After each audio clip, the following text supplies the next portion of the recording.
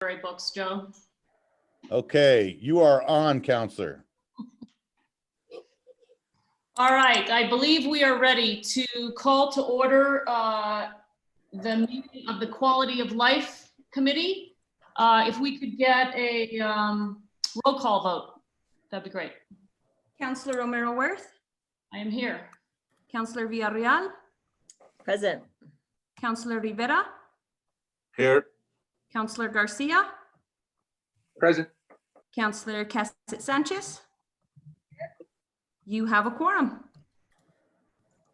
Fantastic. All right, with that, we need to know if there are any changes to the agenda. Does anyone have changes to the agenda?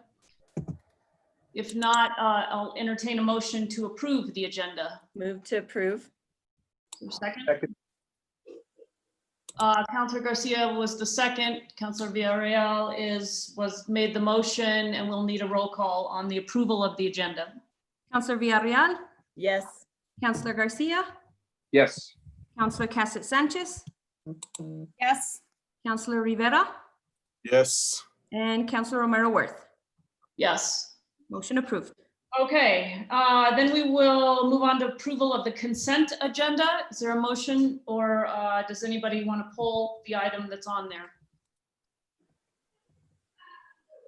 Move to approve? Second.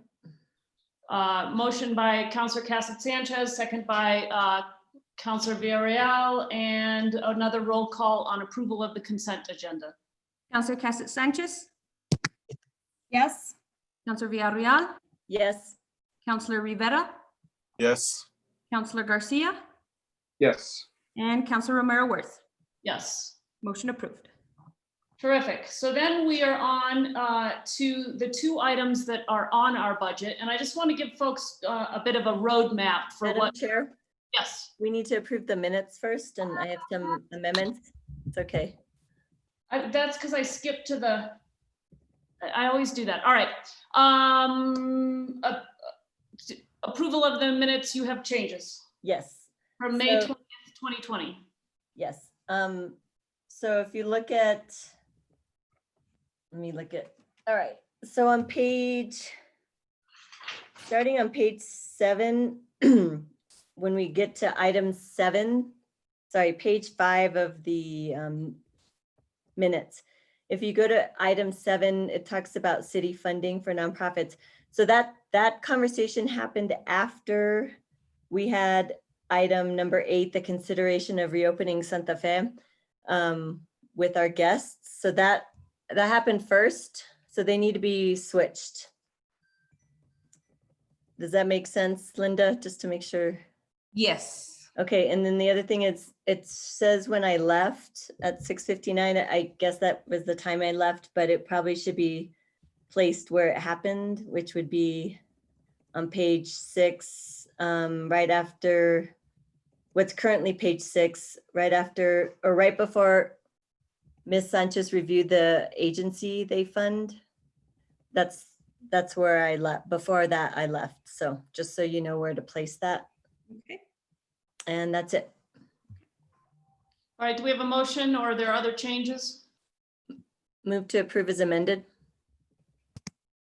Second? So we have a motion by Councilor Villarreal and a second by Councilor Cassett Sanchez to approve the minutes from May 20th. Can we have a roll call, please? Counselor Villarreal, Yes. Counselor Cassett Sanchez, Yes. Counselor Garcia, Yes. Counselor Rivera, Yes.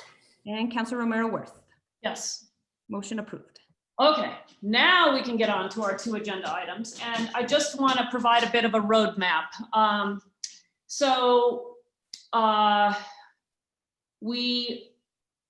This has been a big week for the 3 committees of the governing body, the 3 main committees, and we've heard the presentation, the big overarching presentation on the budget Monday night at Finance. Then the Public Works and Public Utilities Committee heard it again last night. I did not attend that meeting, but I did listen to the meeting that was on YouTube.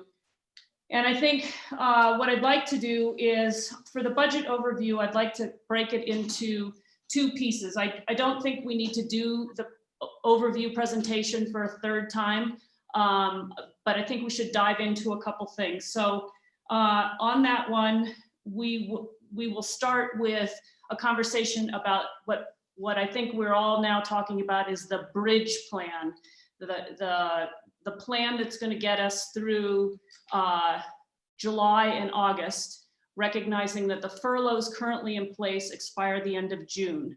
So I want to take that piece, and there's some things I think we need to talk about. And then the second piece is to dive into the FY21 pay plan options from the presentation. And there was a lot of conversation about those last night. And then from there, I want to go to the second agenda item, which is the Reimagining Santa Fe survey results. And because we're the Quality of Life Committee, we're going to do a little deeper dive. And I've asked Jennifer to share her screen. She has a presentation that will walk us through that survey in greater detail. And I think it'll give us a good sense of the 5,000 some odd who answered that survey, what they think are important in terms of city services for their quality of life.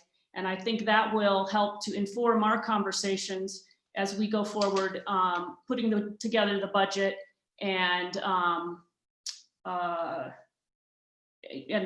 thinking about our service levels and what we can and can't do given the enormous financial challenges that we have as a result of the pandemic. So with that, I would like to go to the conversation about the bridge plan. And I think there are a number of different ways we can go forward on this bridge plan. One way is to extend the current furloughs for another 2 months. That certainly would be one path. I believe there was conversation last night at Public Utilities and Public Works about an idea of going to 4-hour furloughs across the board. And I would throw in that if we were to do either of those paths, we should also look at a salary cut for the 21 directors. And I believe one of our slides suggests 15% salary cut for the directors. And I guess I need a little bit of clarity about what period of time we're talking about that salary cut occurring. And it would be helpful, I think, for our decision about whether we go forward with current furloughs or whether we take seriously this idea of 4-hour furloughs, to understand why we might be in a different position now to be able to do those 4-hour furloughs and how where we are in this place in time possibly makes that something we can do. And I think that the big issue here is that, when we put the furloughs originally in place, we had closed facilities and we had stay-at-home order. And now we are starting to reopen, and we have the ability to move around a little bit more. And, there's a question about whether we want to or even can and open, say, a rec center or two, or what we should do. And I think it would be important to get a little bit more information about those. We are still, the virus is still with us. Is it a smart idea for us to be opening a facility with the public health concern still there? And if we can, maybe it makes this 4-hour furlough idea something that actually is something that we should do, because we will need people to be working in order to open the facility or facilities. So maybe I guess it would be helpful to hear from the staff about what we could do if we did a 4-hour furlough across the board, what that would allow us to do with facilities now that we don't have the same level of stay at home and we're able to, you know, we are in this reopening period.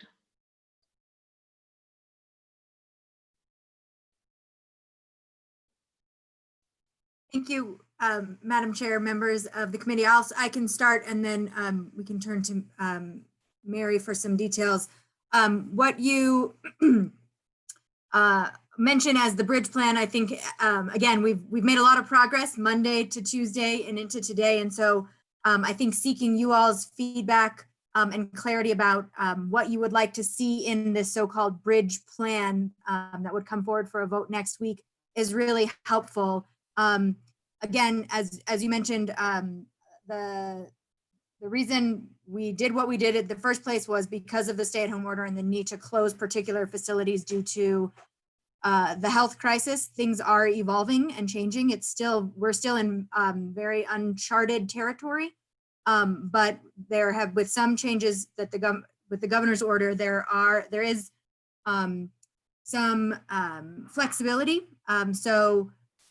We've all been the recipients of a lot of emails around rec centers and what's the right thing to do. If we could open if we could open all of them, one of them, some of them, they would all still be in limited capacity, again, because of the health orders still in place. But I think if that certainly becomes an option if we as we move forward. So, and if we had a 4-hour furlough, that would allow us to bring back folks and get some hours back in that would allow us to actually open. I'm not sure two things. I'm not sure how many facilities we could open with the workforce level we have, and then how many facilities it would be smart to open, realizing that this is a new era that we're in, and we're going to have to, limit the number of people in a facility, and there'll have to be a whole protocol in terms of keeping the public safe and the facility clean, and what that means for our workforce. So yeah, there's that. Madam Chair, I would be interested in folks' feedback. We have a general sense of what we could do. I'm happy to share that now, or hear feedback first, and then, but that certainly becomes an option. Yeah, I mean, the other option is to, maintain the current level of furloughs, not open anything, and move forward that way. I believe Councilor Garcia has his hand up. Thank you, Madam Chair. So I guess we could just jump right in. And as I said last night, I would not be in favor of us continuing with the current furlough structure that we have. One, it's not fair nor equitable. And the challenge that has now arisen that I want to make sure is on everybody's attention is we do have folks who are eligible for unemployment, but then we have folks that make too much money who were not eligible for unemployment, which meant they were still going to see that 40% reduction in their pay. And to have our team members not only go through these past 2 months with this current structure, but another 2 months, which would be 4 months total at 40% pay is unallowable or unacceptable to me. I don't think it's not fair that we do that. Just quick clarification. So if we're looking at 2 months, is that going to be 4 pay periods? Mr. Chairman, Madam Chair, Councilor Garcia, yes, that is correct. It would be the equivalent of 4 pay periods beginning on July 11th and lasting through September 4th. Okay, thank you, Mary, for clarifying that. And so I'm going to refer back to the numbers I ran, and these were for 5 pay periods. So I mean, that definitely would need a little bit of adjusting. And for clarification, I think last night it was, I didn't ask for 4 hours. It was for an equitable 8 hours across the board. But I would even look at an equitable 6 hours across the board, which would mean 12 hours per pay period. At 5 pay periods, that was $1.5 million savings, which was almost $50,000 more in savings than the plan that was approved. So that I would like to request numbers to be ran if we did a across the board 6 hour per week, 12 hour per pay period furlough for folks. I wouldn't want to look at a 1 full day. I think 6 hours can be, our department directors can figure out how they work that out, whether it's split up 3 hours one day, 3 hours another day. I think that's up to the department directors, but if we look at 6 hours per week, 12 hours per pay period, it still saves more money than what was approved last time. So I would like to request the numbers for that. But that's my input. I think we need to look at different figures than what we approved last time. With that, Madam Chair, I don't have any other questions at the moment. Okay, thank you. Councillor Cassett Sanchez has her hand up. Thank you very much, Madam Chair. Similar to what you were saying, I don't think that we are in the same place to continue with the current furlough plan. I'm not in favor with continuing with the current furlough plan. I am really interested in what we have right now is, I believe, option 3 for, I think it's for pay cuts, but really, looking at that from the furlough perspective of 4 hours a week across the board, and then looking at those pay cuts for the directors. My vote would be that pay cut for the directors would be part of the bridge plan, knowing that there is still so much that we don't know moving forward. The reason that I am trying to find a way for 4 hours a week to work is I know that one of our goals was to not impact services, and we are seeing some of those services having a challenge keep up with the 4 hours a week, or already with the 4 hours a week. So while I agree with Councilor Garcia that the 6 hours a week, is also something I'd like to see priced out, I do have some concerns about what that might look like in terms of being able to keep our parks and our trails clean, and our solid waste being able to get everything picked up, as well as the interest in being able to provide some services in some rec centers and seeing what that will allow us. Knowing that with work in the rec centers, it's going to be more timely because there is going to be the added cleaning, there's going to be the added sanitation. That is going to add some hours to those rec centers. So that is where I'm really leaning towards for this bridge plan. I'd like to see our employees get off that 16-hour furlough sooner rather than later. So that's where I'm at right now. I'd be interested to hear my other counselors, but I think that could be a good temporary plan till we look at the permanent situation. Thank you. Okay, Councillor Abeyta is next on my list. You on the committee? He is not, but he had his hand up. If you, I'm willing to wait so everybody else could go and I can go last. I have no problem. We'll go with the committee members then. Thank you. Councillor Villarreal. So I missed the end of last night's meeting because I had a commitment, but I was curious, you all didn't run numbers about the bridge plan and what that would look like for furloughs and director pay cuts? Did you look at like what that would come out to, or was it just a discussion possibility? Madam Chair, Councilor Villarreal, yes, we did. We did look at that. If you would like to view that now, I can share it. The numbers, you mean? You calculated? That is correct. Yes. Yeah, I'd like to see that because I was trying to find another attachment, but I'm just looking at the pay decrease matrix, and you're saying that there was something else that you showed. While you're bringing that up, I won't be in favor of extending the furloughs as is. I would consider 4-hour furloughs across the board. maybe depending on what you show us right now, that would have to be in combination with the pay cut. Oh, this Madam is, Chair, councilors, this is, I've added in a substitute for option 3. This Councilor Villarreal, this is what you had requested last night. And I also added in not just the salaries were presented previously. So just being displayed in column 3 for each of these tables is not just the salary savings, but also the benefit savings. All of these salary dependent benefits, such as para, retiree healthcare, FICA, that type of salary dependent benefit. Again, options have 3 columns. The first is the percentage and the dollar annual salary that it impacts.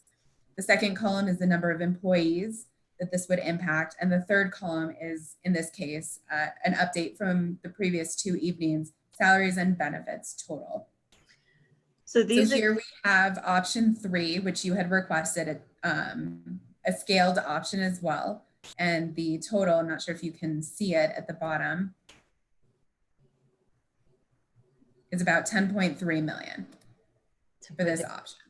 Okay, this though, this example I thought was specific to the adjustments that we want to make for the pay plan in 2021. That is correct. And so here we took one example of this. Did you send this to us?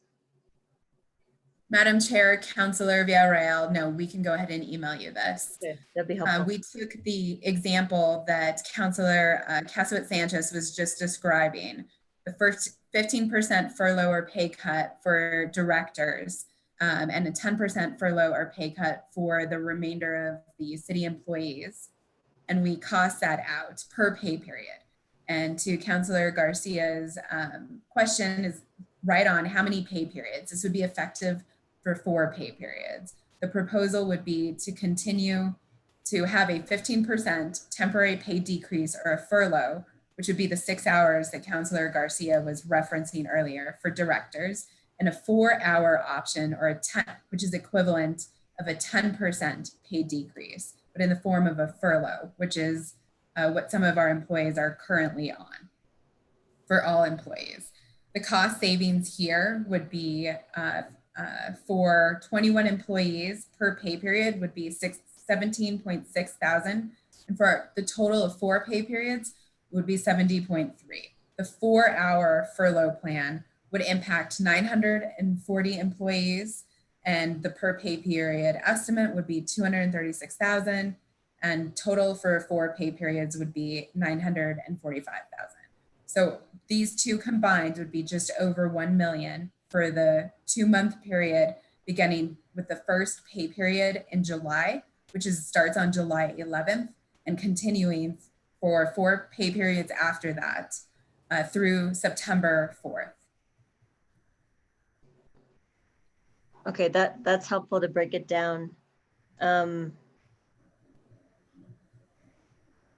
Yeah, I guess, does that meet then the, what I call filling the budget gap? I don't like to use cost savings because I don't feel like cutting employees, your salaries, and furloughs are savings in any shape or form. So I guess in terms of filling the budget gap, that amount calculated right now for this bridge proposal fits the needs that we had initially when we were first contemplating furloughs?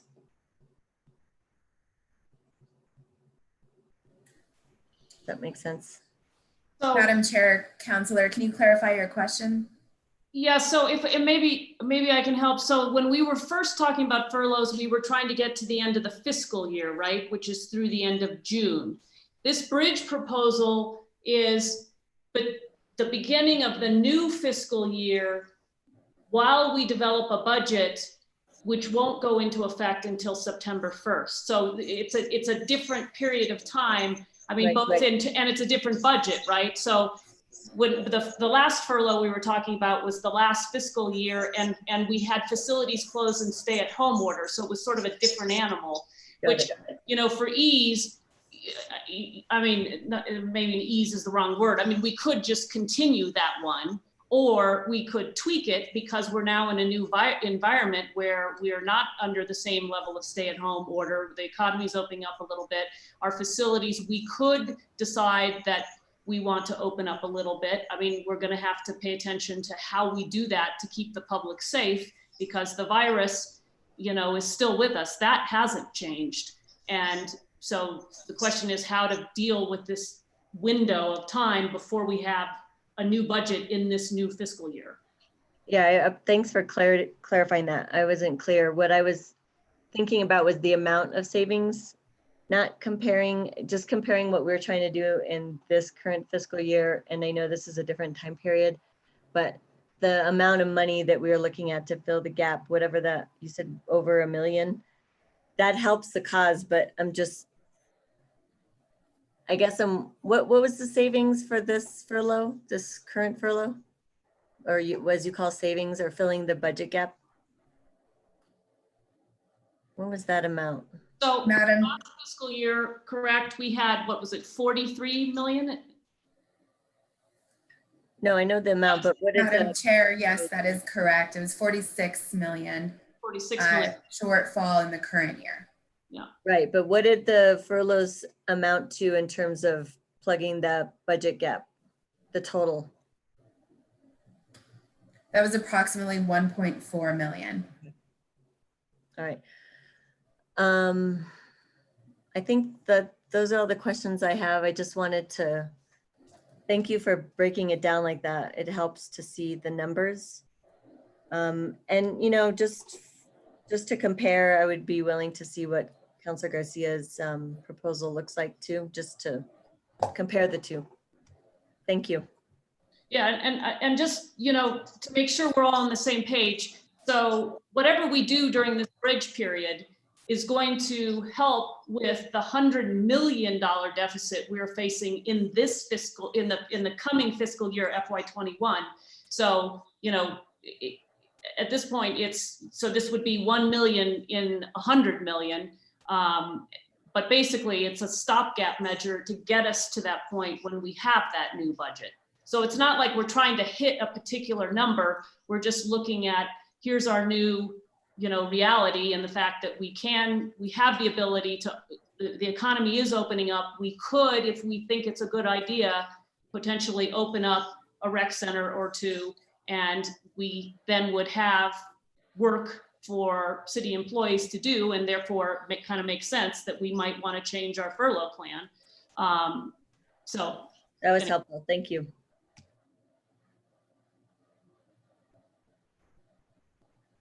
Sorry. So Aaron, were you raising your hand? Yes. How's my audio on this new device? Good. Okay, great. I was just going to make the point that anything we don't save during the bridge period will be additional savings that have to be made during the remainder 10 months of the fiscal year. So it just puts us in a more difficult position in 2 months down the lane. So just to keep that in mind. Thank you. Let's see, Councilor Cassett-Sanchez, you had your hand up, you brought it down, just checking in before I call on Councilor Veta. I was just going to say, you know, the similar piece, that's going to help us with that budgetary shortfall for next fiscal year, but also whatever, if we, you know, we'll have to make up the cost somewhere. So if it's not with the furlough plan here. Mary, I'm sorry, could you tell me what the total for that plan was? With both, I didn't do the math. I should have just done some adding. But what would the Let me pull it up. Let me pull it up again. Hold on 1 second. I lost it. Let me open it.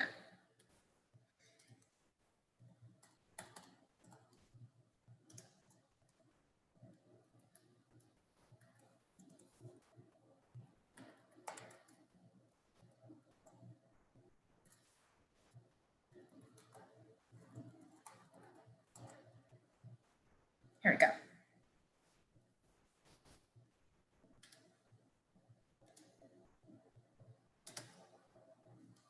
Can you see that?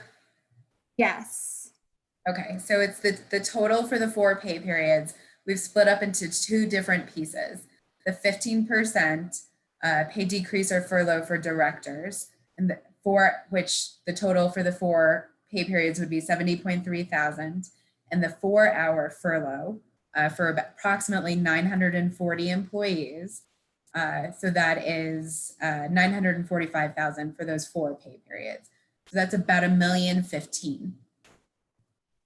And then if we change, so for the director, for the 15%, if it's a pay decrease versus a furlough, does that change with benefits? So does that change the number at all?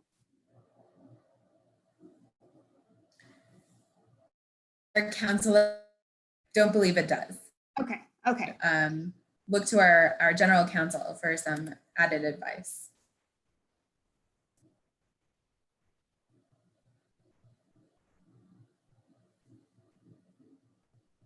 So are you deferring to Aaron? Yes. I'm sorry, what was the question?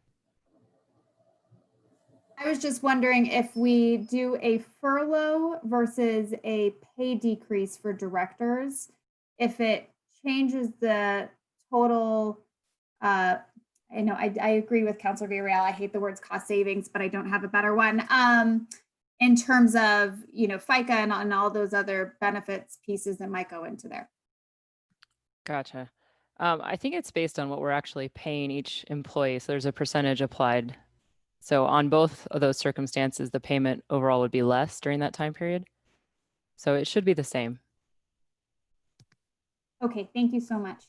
That was all. All right. Before I go to Councilor Beta, Councilor Rivera, did you have anything to add? I just want to make it clear that the options that we looked at earlier are really talking about for next fiscal year, for next budget session, and really the decisions that need to be made sooner than later for the bridge proposal. So whatever it is we're going to give direction on, that should probably be our pressing focus right now. That was it. Yeah, thank you, Councilor Rivera. I totally agree. This is the bridge proposal is what we need to have in front of us to vote on next week. And so why I wanted to start with that, and then we'll circle back and talk about the slide on page 14 that talks about the FY21 pay decrease options, and that's a continuing conversation. So with that, I'll go to Councilor Beta. Thank you, Councilor, for your patience. Thank you, Madam Chair. This question is for Jarrell. When we considered the 16-hour furloughs versus the 4 hours, the rationale was those that were given 16 hours weren't having to report to work at all. They didn't even have to telecommute. Are we going to still have that situation with certain employees where they're not having to work at all during this bridge period? Madam Chair, Beta, thank you for the question. I think that was, again, a key component of where we were, whereas because of the health pandemic, we were forced to close particular facilities. And there are some cases where jobs are not able to be done from home or otherwise. We have, for the most part, and I'll look to Bernadette for additional specifics, but we have eliminated our COVID leave. We are no longer allowing for that. So in a future scenario, if we are to bring back additional employees there, we would, if we were to open facilities, there'd be that. There's also, I think, as Councilor Cassett-Sanchez mentioned, we are starting to feel there are areas in which we are not keeping up with the workload. And so in a lot of cases, some of the staff could be reassigned to parks crews, to maintenance crews, to be able to pick up where we're seeing increases in need. We can sort of modulate that staff. So you're absolutely correct. And that continues to be an operational and management challenge that we work through. Okay, because I mean, when we talk about fair and equitable, some of the comments I've received in emails and such from employees have been, well, I have to show up to work for 32 hours, even if it is telecommuting. But then there's other employees that don't have to at all.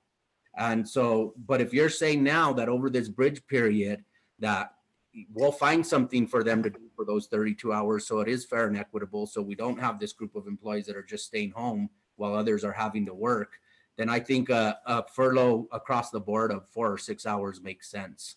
So I would just ask you to be cognizant of that.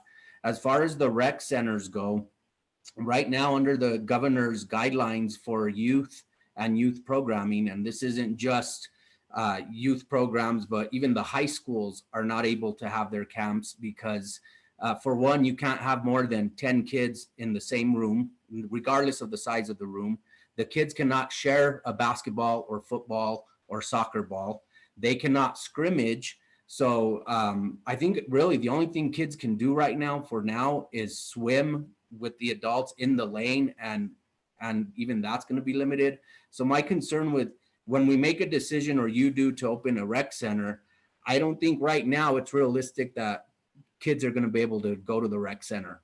They probably could to swim, but even and 1 or 2 at a time, but that's it. So there's this perception or this idea that kids are allowed to go in and just like before COVID, and that is absolutely not the case. Even high schools have canceled their traditional summer programs for basketball and other fall sports and winter sports, because it's just coaches are saying it's impossible to have groups of kids together. So I just want you to be aware of that when you make your determination as far as the rec centers.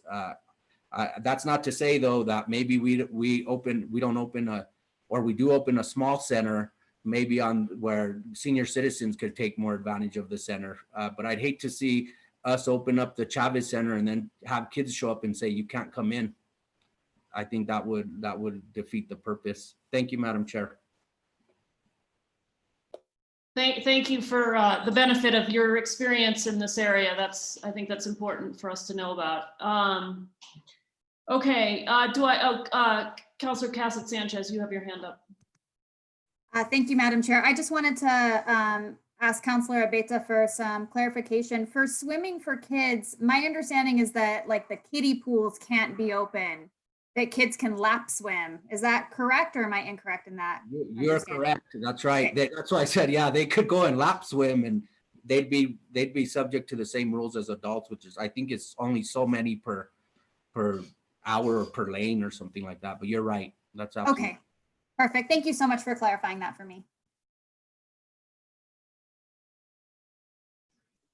Okay, so yeah, so I think these are all things that we're going to need, that'll have to be considered if a rec center is opened, who would be able to use the rec center. And clearly there are a lot of rules now and a lot of things that have to be done in order to keep it safe for the public. And, the other thing that's changed since in this year and with the last furlough plan is the fact that we've got our parking folks who are now working, which we didn't have. We weren't charging for parking. So there were a lot of parking people who it wasn't necessary to have them because we weren't charging for parking. So Councilor Villarreal, you have your hand up. Maybe not at this meeting, but in the future, will we be explained and given kind of a timeline of how the facilities will be opened and what the parameters will be? And maybe someone knows where that's going to go right now. So because people have been asking us and they want to know what we're doing, and I say, well, I don't know yet. So can you give us an idea, Jarrell, about when we might know? Madam Chair, Councilor Villarreal, I appreciate the comments, and we've all been getting them, and we're working diligently on a plan. And it's becoming more clear as the health piece comes more clear and as our budget piece becomes more clear. So I think next week's vote on the furlough will be really instructive and will allow us, we can have a plan prepared based on how the advice you give us tonight and how we present that vote next week, we can tie that all in together. And so then it would be, we would be able to open, again, to Councilor Abeta's point, if we were to open anything, it's still on a very modified schedule, modified availability of particular items. And the kid piece is still, will very much still be a challenge. So it would be, so it's now, does that answer your question? It does. I think I just wanted to, yeah, I realized that there's information you need in order to make those decisions. At the same time, it also seems flipped too, because if there's parameters that we have to follow and we can only have certain number of people and we need extra staff for cleaning and there's all these things, procedural things we have to do, then it almost doesn't, it almost may dictate how many staff would be able to be utilized and if we even open at all. Like the cost benefit of it would be like, does that even make sense? And actually thinking about it, the public and how they're accessing our facilities, they may not even get to access them because we have this like number limitation. And so I'm just speaking out loud because I just can't figure it out. It doesn't make sense to me. And I know our staff is really like digging in, and, you know, the swimming pool staff really have figured out, at least they've told me that they know of something that would work, that they could be careful, they'd follow the sanitation requirements and then be able to open in a safe way. So I'm just trying to figure that out. And I guess I was looking to you all how that would play out. And then it would also affect how many staff people would be in those positions and doing their regular job. Thanks. So I just to emphasize and make sure we're all clear about this. So there's two components to this, right? There's the ability to open and do so safely and within the rules that have been set out by the governor to keep the public safe. Then there is also, you know, our budget situation, which will dictate whether we can, you know, whether we have the money to open and whether long-term, you know, some of these facilities will be closed for an extended period of time or an indefinite period of time while we deal with, again, $100 million, which, you know, I know we at finance on Monday night and the presentation that was given last night, you know, we have, I don't know, you know, $25-35 million in $100 million deficit, but we're still going to have to identify the service level areas that are going to get us the rest of that gap, and we don't know what those are yet, and those are the things that will be coming clear as we start to talk more about the budget in the coming weeks. So just to be clear about that. All right, so it sounds like if we can just move on. Again, I do want to keep this meeting, I did want to keep it to 2 hours and we're already at 5:45. So I think, Jarrell, do you have that direction? I think, you know, for next week's bridge plan, kind of, it sounds like there's not a lot of interest in extending the current furloughs. Maybe there, you know, there's, you know, whether it's 6 or 4, unclear. And I do think, you know, we do need to do the salary cut for the 21 directors as part of that. And that's hopefully enough direction for what you bring to the governing bodies meeting next week. Okay, with that. Yes, thank you. Yes. He's nodding yes. And I think let's go quickly. I know there was a lot, we've had a lot of conversation about the FY21 pay decrease options. And that was on page 14 of our packet from last night and the night before. Mary has shown us another option that Councilor Villarreal had brought up last night. I don't know if you want to put that screen back up. I don't know if that's helpful, but this is a continuing conversation that we're going to have. We're not deciding anything tonight. We're not deciding anything next week. But I do think there may be I guess one of the things that I'm concerned about and is that whatever we do, these are options for us. But they don't give us any sense of their impact on service levels. And so that's part of the reason I think why we need to, while we're not in a position to vote on any one of these options next week, because we need to see what this does to our service levels. And that's just one of the factors that goes into which option we pick. I mean, there seemed to be last night some support for option one, which I think is sort of a thought that we want people who make higher salaries to make a bigger contribution. But there are other things that are going to impact whether we can actually carry through with that option one. And I think some of those things were briefly touched on. I don't know, Mary, or maybe it's Byrne who needs to answer this question. Can somebody talk a little bit about the inversion and the compaction problem that option one presents? Madam Chair, yes, this is Byrne. So with option one, sorry, let me get my glasses on. Let's see. With option one, because the differences between the first tier and the second tier are, the difference is so significant, you could potentially have employees who are directly reporting to someone or 2 or 3 tiers down, possibly making more than the person that they report to. So that would be an example of inversion. I think, I can't remember if it was last night or Monday night, Aaron also explained a challenge that we could have if we have someone who is making,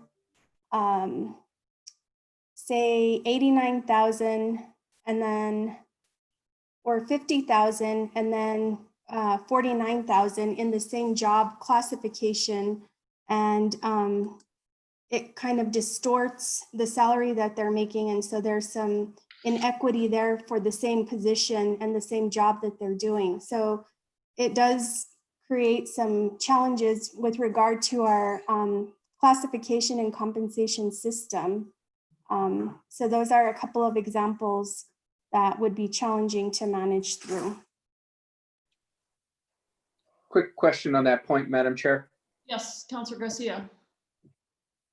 Byrne, do we have any instances of inversion currently happening? I know, and I've been in workforces where, there's a long tenured employee, and just due to increases in pay over their tenure, they might be making more than their manager who might have just gotten hired a year ago. So do we have any instances of that currently? Madam Chair, Councilor Garcia, off the top of my head, I'm not sure, but I would imagine because we have so many long-term city employees that could be the case. But again, because this structure is, the percentages are so vastly different based on the tiers, it would be not just like a few percentage points or a few dollars more. It would be significant, and it would be not really commensurate with the level of responsibility and the level of responsibility and job duties. So again, I think we probably do have some of that because of long-term city employees, but this will take it to a different level. Okay. Thank you for the clarification. Thank you, Madam Chair. Councilor Cassett Sanchez, you have your hand up. Thank you so much. I think that we often talk about this kind of at the higher end of the scale, but one thing that concerns me with this plan as well is that if somebody's making 35,000, then with its 10% cut, they drop to 31,500, where if somebody who is making 34,999 stays there. So I think that that piece is also happening on that that lower end of the pay scale, which is something that concerns me. And I also am looking to see if there's a way that individuals that are making 35 and below, if we can not be giving them a pay cut. That is something that I would be really interested to look at. And I'm curious, I don't have the mathematic brain for this, but is there a way that there's almost, as opposed to the step, if there was a sliding scale? Because I know that this is something that, as Councilor Romero Worth, mentioned, that we're all interested in, is how can individuals who are making more perhaps give a little bit more. I don't know if there's a way to slide it instead of step it, and if that might prevent some of the issues that we're talking about, or if there's just a way that we can, when we are looking at pay cuts, that nobody's going to go below 35,000, so we don't run into that problem at the bottom there as well. So those are some things that, as we continue to massage this and look at this, that I would really be interested in exploring. Great. Councilor Rivera, you have your hand up. Thank you, Madam Chair. At last night's meeting, there was some discussion about option 1, but nobody thought that was the perfect option. So, Mary, the information, the recommendations from last night's meeting, have those morphed into what is now option 3 based on the recommendations? Madam Chair, Councilor, option 3 was the option that Councilor Villarreal actually requested. This is what she listed out. We also, based on the discussion last night and from Councilor Vihel Koppler's request, added in the benefits as well. So you can see the salary dependent benefit savings. So you can see the fully loaded savings for any of these options. So those are the only items that we had the opportunity to cost out. All right, and last night you said that there is no scenario in our plan that doesn't require some kind of furlough or pay cut. Is that correct? Madam Chair, Councilor, when we are facing $100 million decline in revenue, 31.5 of that, which does impact our general fund. And as you all are aware, the general fund, the majority of the expenses in the general fund are for salaries and benefits. It would be very difficult to imagine a scenario that did not involve some type of furlough at some level, or a pay decrease of some sort going into the September through June 30 period of FY21. And on that point, Councilor, if I can, I mean, and really, we're going to be looking at reduction in force as well. I mean, 100 million is just an extraordinary number. Madam Chair, that is correct. And really the way we are looking at that is something you mentioned earlier, the reduction in services, and where those reduction in services, whether it's through a contract service that we contract out for, or a service that is directly provided through our employees. Sorry, Councilor Rivera, you do have the floor. Thank you, Madam Chair. And Bern, Ms. Salazar, regarding any of these options, you're going to have to make the cutoffs at some point, and there's always going to be somebody that falls on one side of the line or the other. So whether it's 60 and 59 or 55 and 54, I mean, you got to make the line somewhere, and there's always going to be employees that are affected differently than others, unless you could tell me of a scenario that doesn't have that. Madam Chair, Councilor Rivera, as we talked about this before, Erin McSherry did bring up an idea of looking at it by salary range.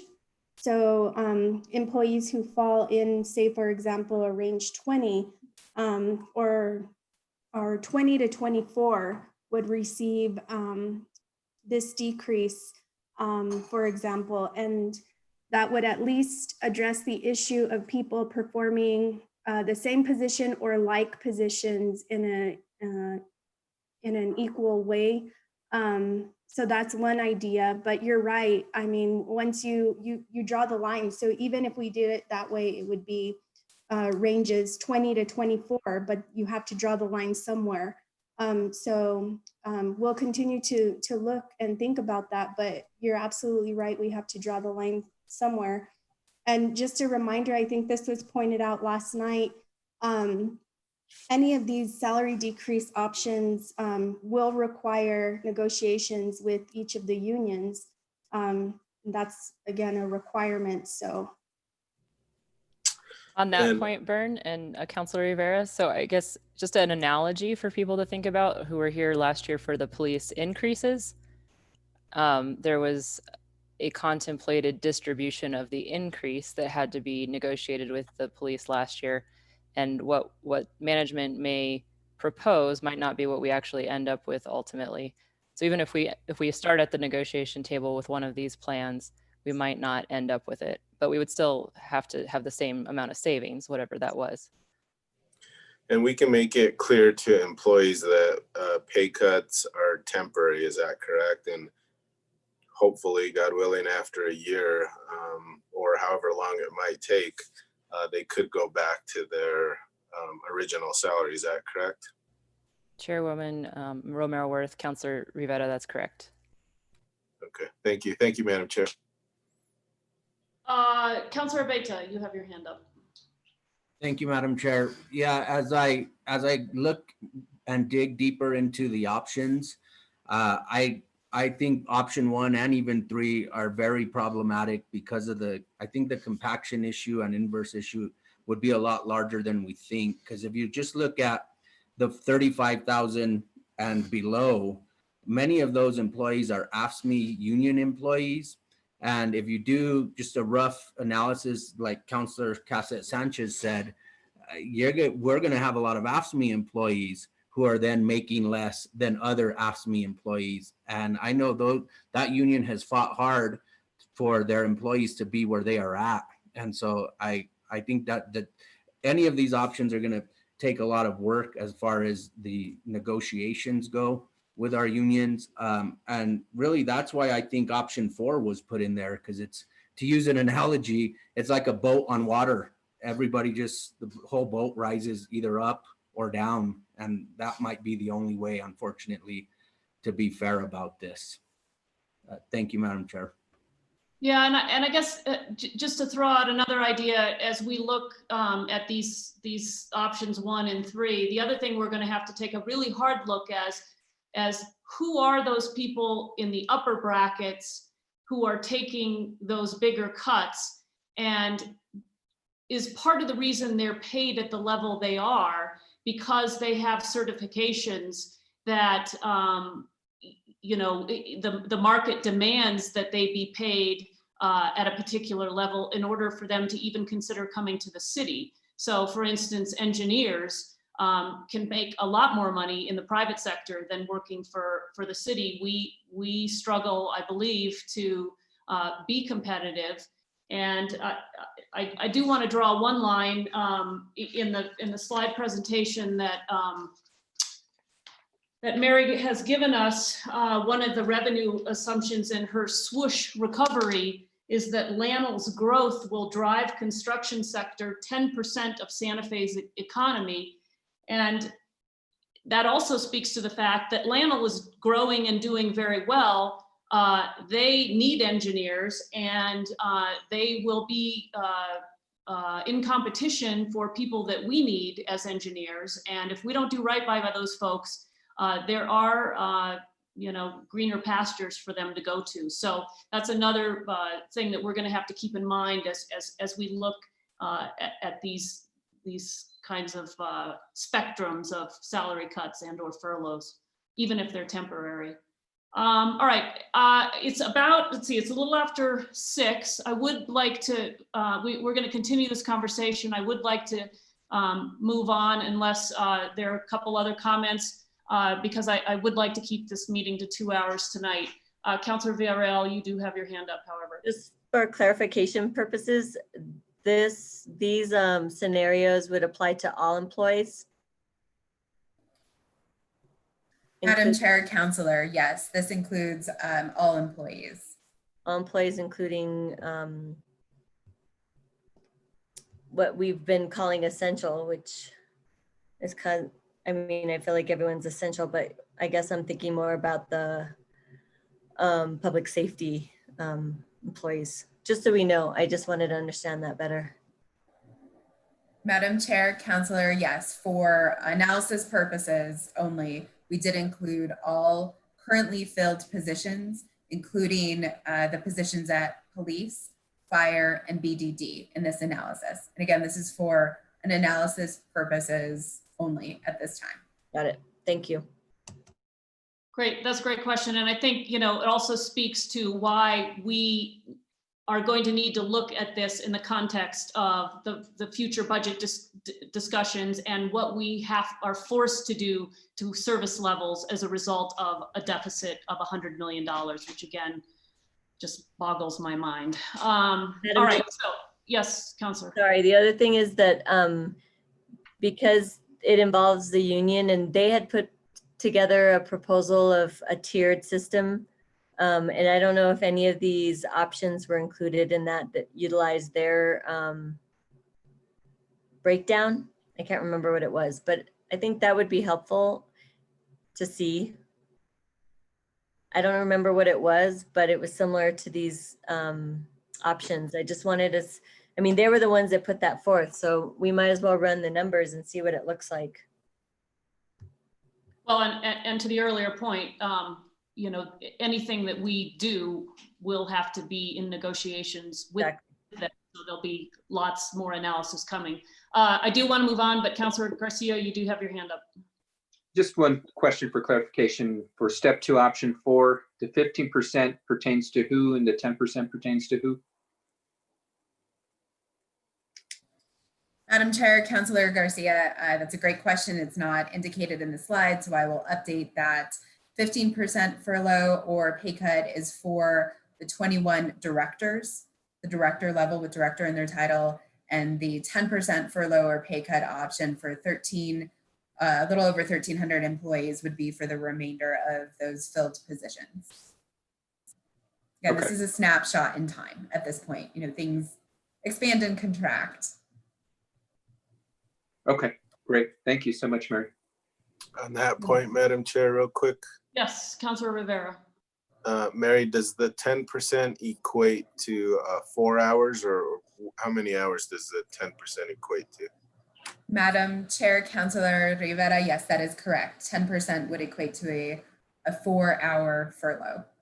Okay, thank you.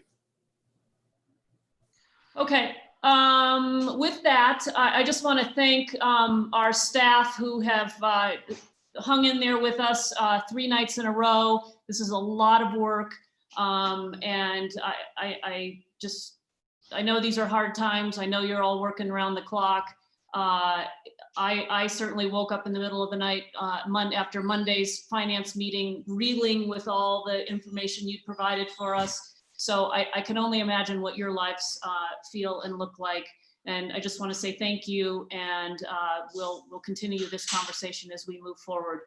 So with that, I would like to go to Jennifer Fabian and go get into a little bit of detail for the next, I'd like to call this meeting adjourned by about 7 o'clock and sooner if that works, but I do want to give a fair amount of time to really dive into the survey that we sent out, and we got pretty good response, 5,000 people. Jennifer, do you want to dive in on that? Yeah, thank you, Madam Chair. I'm going to share a presentation with you all. So basically, I'm going to do a little bit of a deeper dive than we have seen in the previous 2 nights, because we have a little bit more time here, and being the Quality of Life Committee, I think it would be great to kind of dig into a little bit more. And so please feel free to, stop me as I go. Happy to answer questions or further elaborate as we go. So I wanted to discuss a little bit kind of how we went about this survey.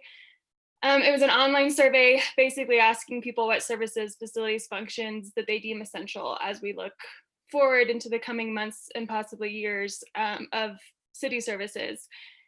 There was an English version and a Spanish version. They were both available for 7 days. The Spanish version was released 2 days after the English version because we were waiting for it to be translated.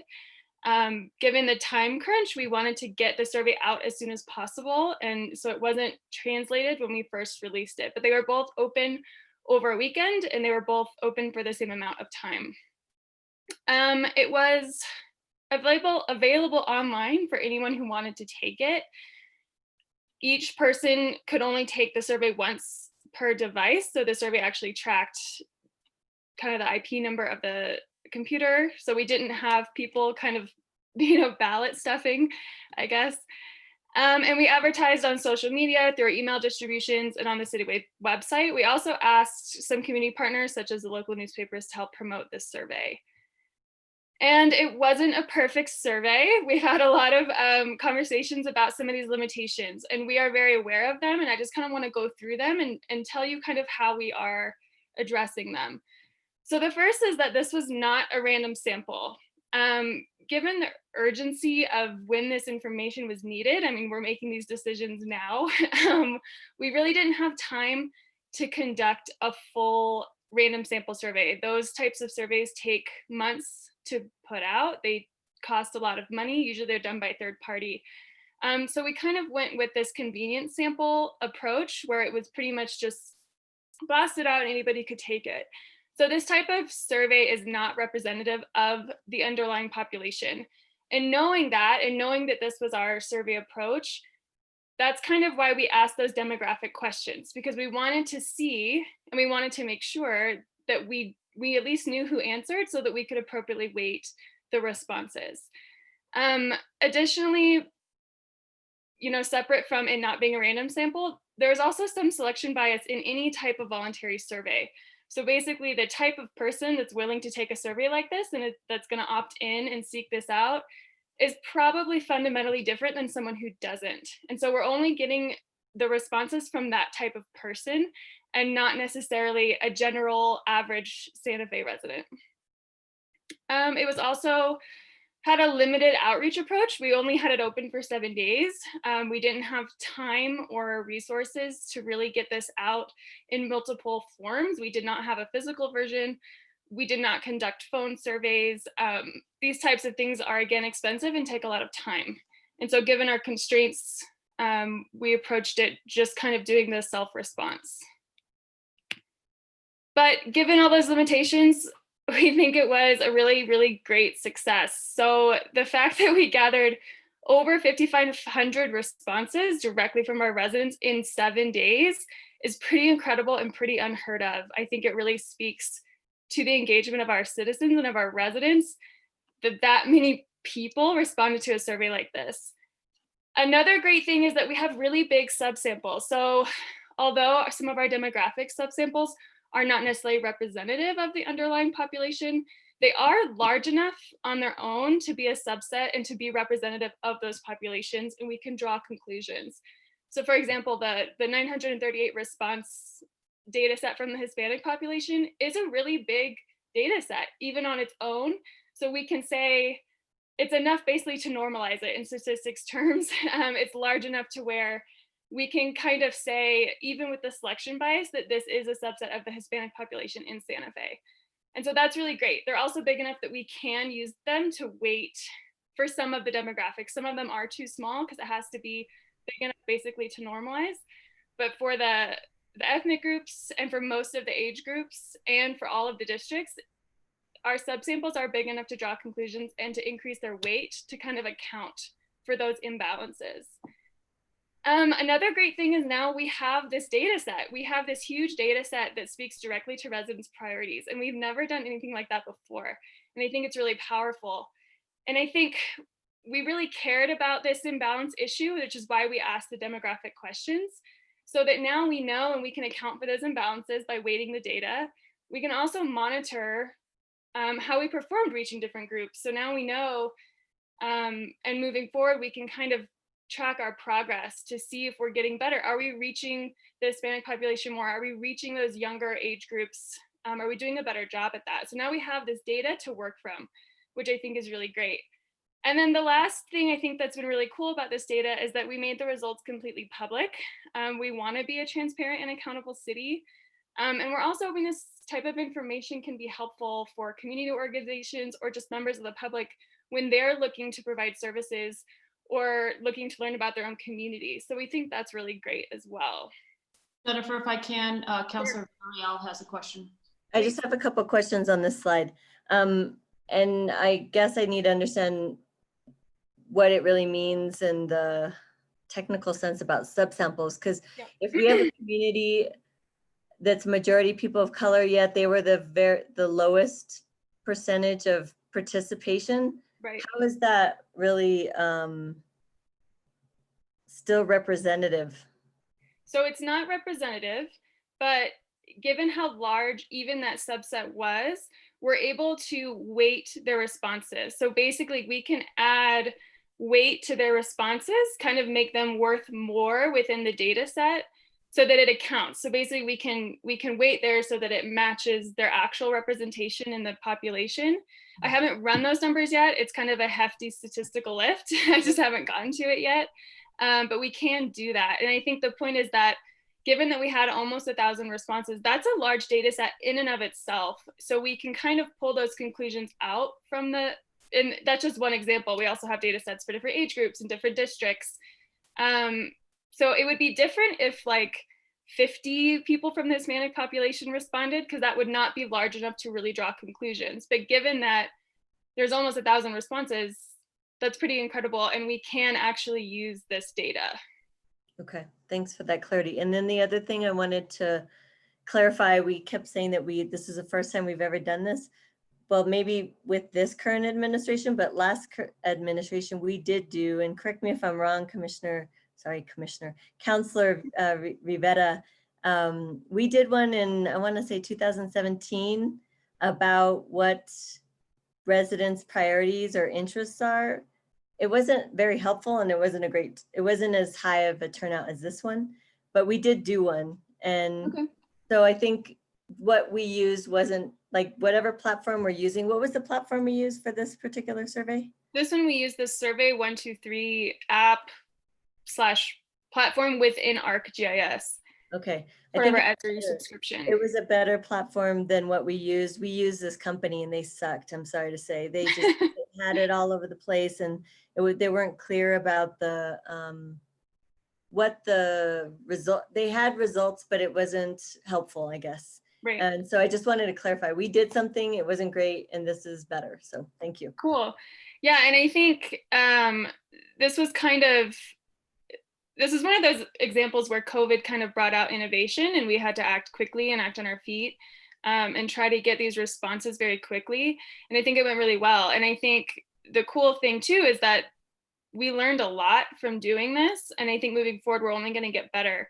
And I think it's also great that we have this demographic data so we can track to see if we are doing better, if we are reaching those populations we didn't reach as well this time, and we can kind of focus our attention. I think we know, older populations from District 1 that are white, we don't have to do as much outreach for. We need to work harder to reach those other populations that aren't as plugged in, that aren't, that we're not reaching as well now. I mean, we're just not doing as good a job getting to them as we are to these other populations. Right. Sometimes obviously we know if people are retired, they have more time to be able to participate in these things. Yeah, we need to figure out, because surveys one option that it gives us a snapshot. It doesn't serve all our needs as to really getting into the nitty gritty of what people are thinking. Thank you. Right, exactly. Any other questions before I move on? Okay, so let's talk about this population, the survey versus the underlying population. So this is really the discussion on representation. So as we mentioned before, populations over 55 years of age represented 60% of the survey respondents, which definitely does not track to our population. So here in these graphs, the pink purple color is the census data. So this is basically the most accurate population data that we have. This is from 2018, and then the white is the survey. So you can really see this 18 to 34 and then a little bit to 44 and 54, the survey did not reach as well as it should have given the population. Madam Chair, on that point. Sorry, I didn't raise my hand. I just wanted to catch this slide. I'm confused about why you compare it to, what do you mean census data? So basically the census data is just the population data that we're using. So typically the census data is the most accurate and it's the most widely available and the most used data to measure population in different areas.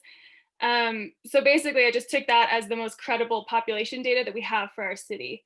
Like, and wanted to compare that with our survey. And there are issues with the census. A lot of groups are undercounted, but it's the best we can do. It's the most accurate data that we have. so these are percentages of this age range according to our census data, right? Yes. 2018 was the most updated, you said?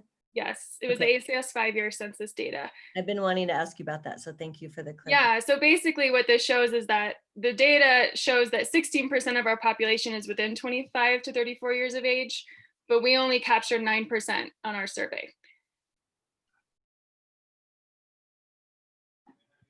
Okay. Household size was interesting too. Basically one-person households were really underrepresented, so single people living in their own home. And then couples or two-person households were vastly overrepresented. The rest were fairly close. Families larger than 3 and higher we were almost there. We had almost captured them. There isn't a huge discrepancy. So this is one that kind of puzzles me. I don't really know why. There's no theory, I don't think, as to why two-person households would respond so much higher than one-person households. I'd be curious to see if there's any literature on that.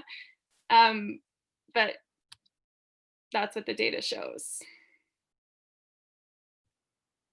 Next is the districts. So almost a quarter of all the respondents do not live in the city. They either live in the county or outside of the county. Majority were county residents, 20%.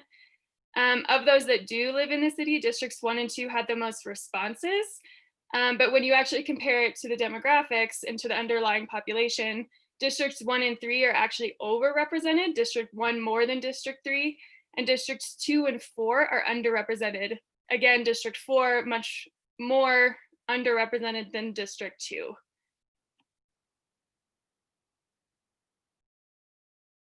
Any questions on the districts? And again, this district 3, the fact that the population is so much lower, even in the census data, makes me question if it's being undercounted or how we came up with our districts. But this is what the population data shows, is that district 3 does just have a smaller population, which makes sense as to why they would have so many fewer responses to the survey. Madam Chair and Jennifer? Yeah. So if the 23% that live outside of the city, so does that then reduce, did you say our participation pool to 4,000 city residents? Okay. Yeah, to right about 4,000. And again, most of them are county residents, which I think is okay that we are getting their responses, because we're their county seat. They use the city maybe just as much as our city residents, but we can parse that out and we can take them out of our population set when we're doing analysis. But we wanted to account for it and see kind of if county residents had different opinions than city or even people that are outside the county. Madam And people Chair. that are outside the county, I'm not sure if they're New Mexico residents. I don't know if they're people that have second homes here. They could be city employees that commute in. They could be commuters into the city for other jobs. We don't have that data. Madam Chair, on that point, so we can't break down county as to where it came from? It doesn't say specifically like Poake or Pecos or? No, Okay. it's something we can include on the next survey. We didn't really think that far, and we didn't know that we would necessarily want that information. There's always a balance with surveys of having too many questions and too many details, because then people get disinterested and stop answering. So we kind of kept it simple. If that's something that we feel like is important, we can certainly start including that information on future surveys. I think it's important because many of our staff live in the surrounding communities outside of the city. Right. And also the people that come into work in Santa Fe, whether they work for the city or not, also are coming from surrounding communities too. Yeah. Councillor Villarreal, sorry, just to pop in on that. That's exactly why the demographic question was included with that extra caveat, because we did distribute this to the city staff. And I wanted to take into account anyone that commutes or utilizes services within this city, but lives within the county. But you're right, we need to expand it. But that was one of the reasons we asked if you live in the county, inside the county, and then inside or outside of county limits also. But we also did not turn on the locations for this, and we are wanting to do that for future surveys as well.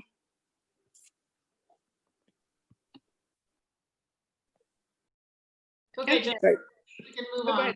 Go ahead, Jen, sorry. I was just going to continue. If someone has more questions about the districts, I can certainly No, pause. I think we need to move on. Okay. Ethnicity, we've talked about this problem with the Hispanic population being undercounted, even though they represent the majority of our population. I think we have talked about this a lot. This was kind of our largest underrepresentation, and one I think we really, really want to focus on as we move forward, not just with surveys, but with all city engagement, with public communications, with public engagement. It's just something that we struggle with, and something I think a lot of cities struggle with. And so we're working to get better at that. So any ideas are welcome. Okay, so I'm going to move on to the actual results of the questions. I'm going to go fairly quickly. Just please, pause if, help me if you want to take a deeper look. This is just going to be data as a whole. I have not separated this out. I haven't weighted anything. So this is just kind of the data at first glance. Of course, the dashboard is there, and I've showed you how to use that. So you can kind of play around if you want to distill some more insight. Okay, so this was kind of our really broad overarching question. So what should be the highest priority of the city? And you could only select one.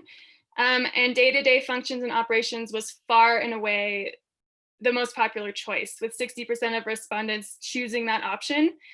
A very distant second was livability, and then city employees. Depending on how you filter the data, that second and third option might switch. But the second and third are very close, no matter what demographic you're really looking at. And then capital infrastructure was way at the bottom, kind of with arts and culture and some economic growth issues. Okay, so these graphs basically are on a sliding scale from not important to very important. So the darker the color, the more important.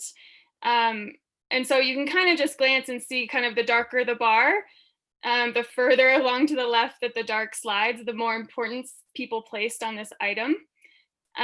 So for priorities planning and basically allocating resources for recovery, so really looking to the future, again, people really prioritized basic city services, with almost 80% labeling that as important or very important, which are those top two categories or top two choices.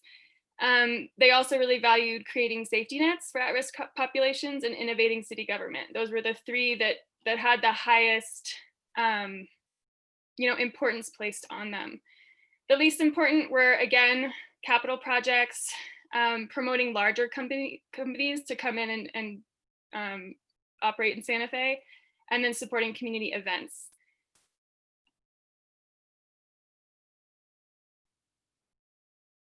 This was a question that we asked to kind of get at a preference. Basically, like what approach to facilities would you prefer?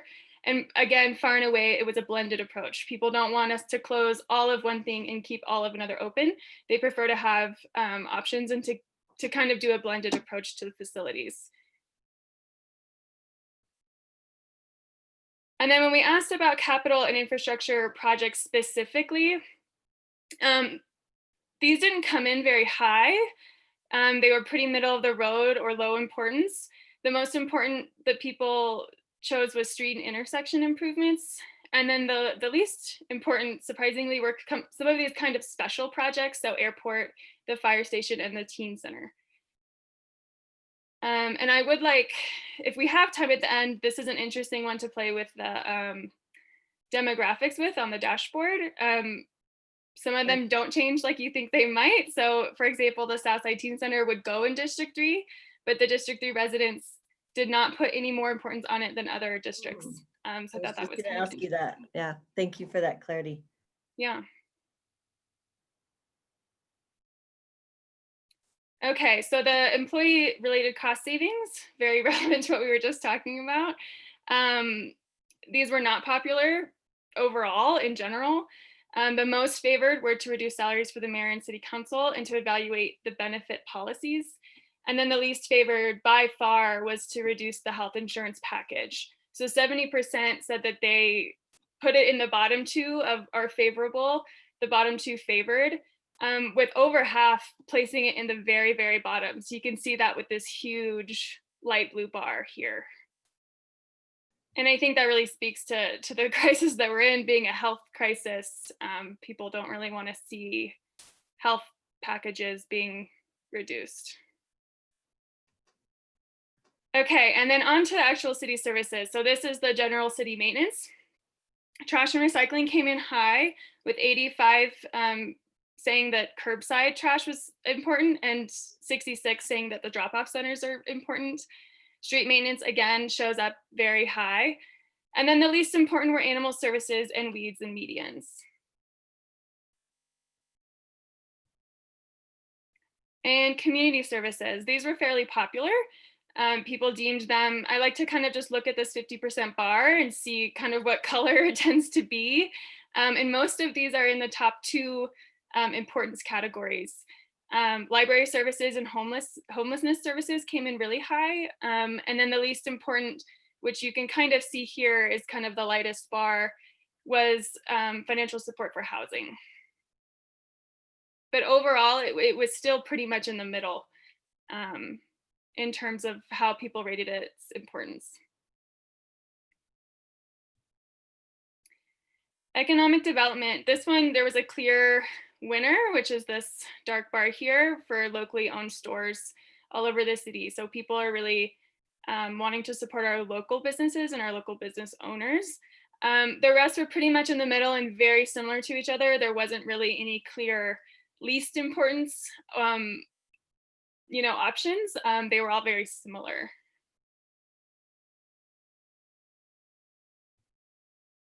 In terms of transit, this was a bit of a mixed bag. There was some that came in really high and some that came in lower.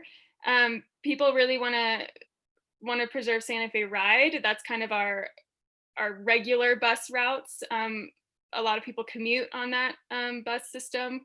And then walkability in all neighborhoods. Walkability is one that's interesting on the dashboard if you break it up by districts. I think it was 2 and 4 really drove that importance level. And I think that speaks to the improvements that people want to see. District 1 did not rate it very high, and I think that might be because it's already walkable, at least the downtown area. The least important was the Santa Fe pickup, which is the kind of tourist bus that goes from Museum Hill to Canyon Road and downtown. The modified bus service came in low and bikeability came in low.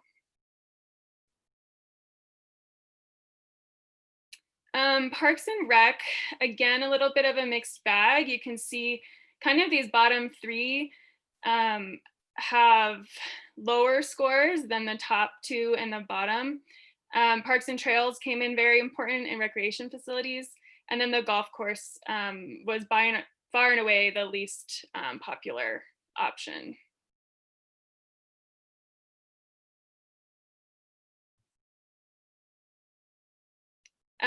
Tourism came in pretty high. Over 50% for both questions came in at important or very important, including the convention center and marketing. This is another one that's fun on the dashboard because by age group, the convention center with populations under the age of 45 significantly drops in its importance. So that's kind of an interesting one to play with, especially with age group. I don't know if younger ages just don't use the community center or don't attend events there, but it was very clear on the dashboard that this was driven by older populations. Arts and culture, again, fairly popular. The most important was just kind of general arts and culture events, while the least important was the Culture Connects Art Equity initiatives. But again, it kind of came in the middle. You can see there's pretty much equal representation on either side of the distribution. And then public engagement. Again, this one came in fairly high, moderate to high importance, with public communications at 52%, people labeling it important or very important, and then city council support just under 50% at 47%. And that's all of the data at a high level. We still have some time if you want to hop over, if you would like me to hop over to the dashboard and kind of play with some of those items that I mentioned, I'm happy to do so. Unless you just have questions, I'm also happy to answer those. Okay, so I'll give the committee members a minute to digest.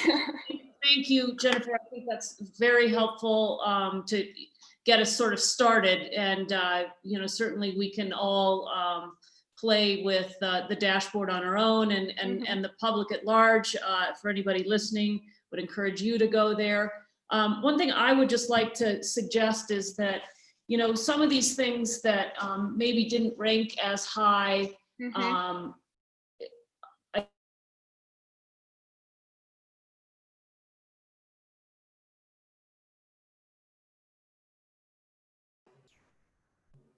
Madam Chair, you're frozen and we can't hear you. Yeah, we lost you.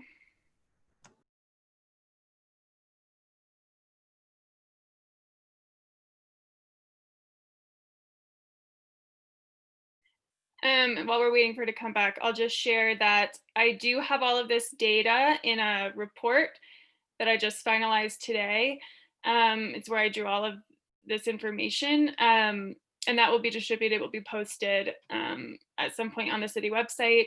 It also kind of goes into the methodology a little bit and the limitations of the survey. So that will become available shortly. Jennifer, I had a question for you about when I first saw the survey results that you all had sent us in a PDF, and I'm trying to find the numbers. There was a percentage breakdown for priority or people's importance on tourism. And I remember the numbers actually being reversed what you just showed us, that what we had seen was that actually people didn't think they were as important. And this one says it's very important. Yeah, I can look here. All the data should be the same. So this data in the dashboard is pulled directly from the survey, which also that PDF is pulled directly from the survey. So you can kind of see here, it's kind of like if the tail end is, if it's going up to the right, it's the level of importance, because this is very important. So I don't know what you saw, or maybe it was just a little more confusing on the other graph, but it is coming in fairly high in terms of importance. There might be other questions that include tourism. So for example, maybe you're thinking, does this one have tourism in it? No. Maybe I'm mixing it up with a question related to support, economic development support for that industry. Yeah, that's possible. And then there's also the question, where is that question? Maybe it was this one. So this question here, where it's, what should the city prioritize when planning and allocating for economic recovery? The tourism came in lower than it did on the tourism questions. So this maybe is what you're talking about. Yeah, that's exactly it. It's almost contradicting what we just said in the other. Yeah, and it might be because it was next to some of these other items that might feel more important in relation, while the other tourism question kind of stood on its own. That might be one of the reasons that you're seeing that. Right. But Jennifer, isn't that one of the faults of really any survey, is that Yeah. you ask a question about arts in general and it's really low on the survey, but then you ask a specific question about arts with only a couple questions to answer specifically related to arts itself, and it's going to look like arts are really important, but it was just how the question was done. Right. And I think that's why we kind of wanted to have a couple of questions that are phrased differently. So we have this kind of planning for economic recovery, we have highest priority, and then we have all of these were phrased the exact same way, the kind of services questions, so that we could kind of check that and see. One that I found interesting too was the employee cost savings one, where the health insurance package came in very unfavorably while benefit policies came in very favorably. While to me they are very related, and you know, this almost encompasses the other. So yeah, it is interesting, and surveying is very difficult, and people are very much swayed by the way things are phrased and the way questions are asked.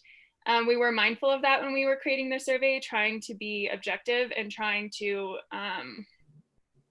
you know, kind of cross-check by asking things in different ways.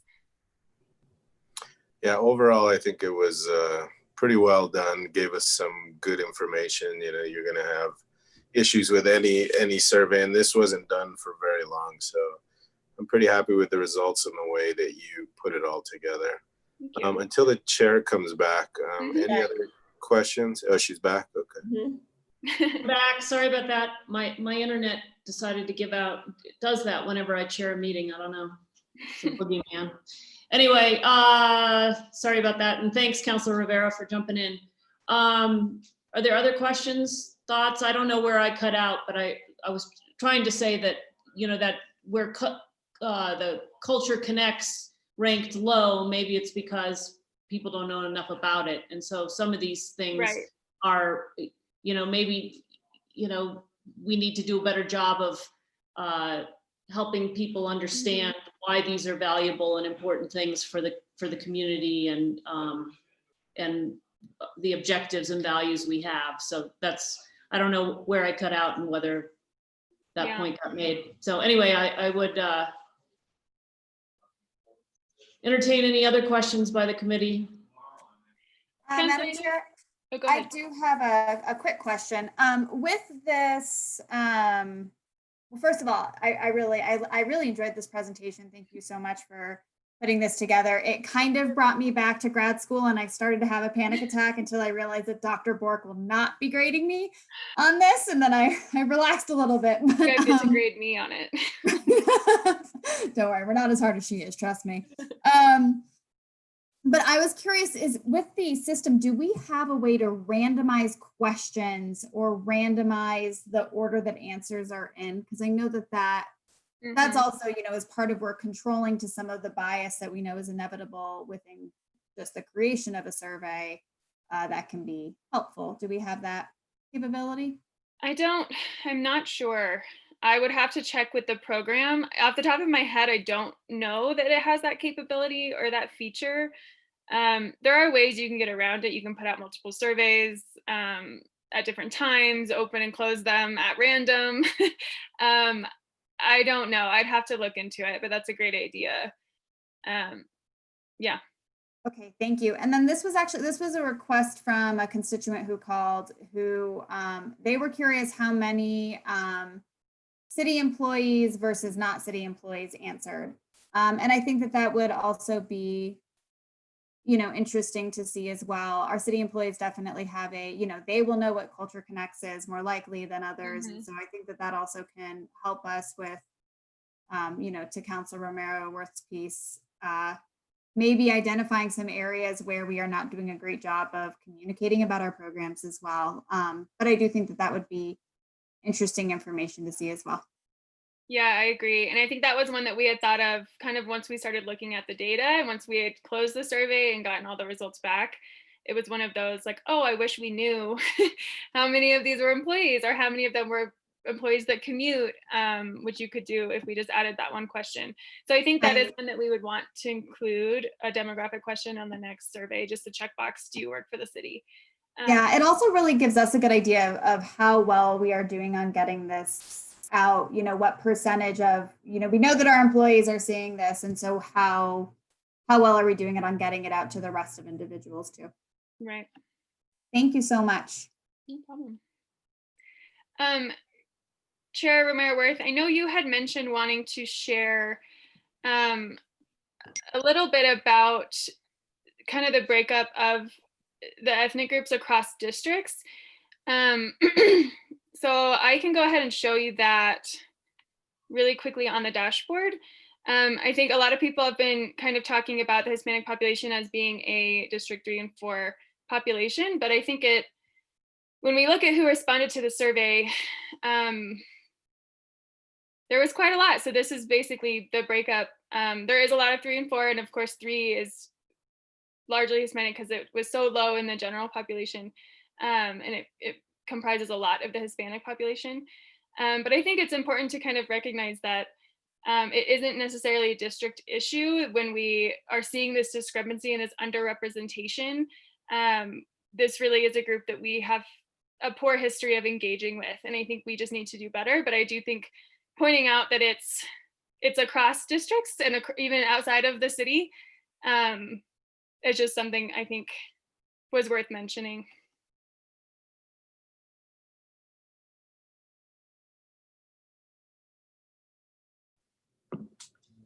Okay, sorry, I think my audio gave out again. Not sure where we are. Are we frozen? No, you're back. Jeez. All right. I don't know where we are. Are there other questions? Madam Chair. Yes, Councilor Rivera. Jennifer, so we're just relying on the respondent to let us know if they actually live in Santa Fe County, right? Because I heard earlier the town of Pecos, and that's in San Miguel County, even though they may use a lot of city facilities or even work here in Santa Fe. So we're just relying on the truthfulness of the respondent. Is that correct? Yes. Yeah, we can only really ask them where they live. I think in the next survey, we were going to try to play around with capturing their location of the device that they're currently using. But again, that could be skewed if they work in the city and they took the survey at work. It would capture it kind of incorrectly. I think we would still ask them to self-report because I think it would end up being more accurate than if we just captured that information. And I think there have been a lot of cities that people are generally truthful on surveys. It's not common for people to lie and to try to kind of scheme and stuff the ballot. So I think we can trust it to an extent, but it is completely self-reported. Very good. Thank you. Thank you, Madam Chair. Okay, any other questions? So it looks like everybody's good. So thank you, Jennifer. Thank you for all the work that you and Christine put into this. And this was very interesting. So I'm glad we took the time to go through it a little bit. And of course, we can play with it more on the dashboard, as you say. So we will look to that. With that, I will go to matters from staff. Do we have any matters from the staff that we haven't heard already? Doesn't look that way. Matters from the committee. Matters from the chair. Our next meeting is June 17th. And if there are no other matters, then we will adjourn.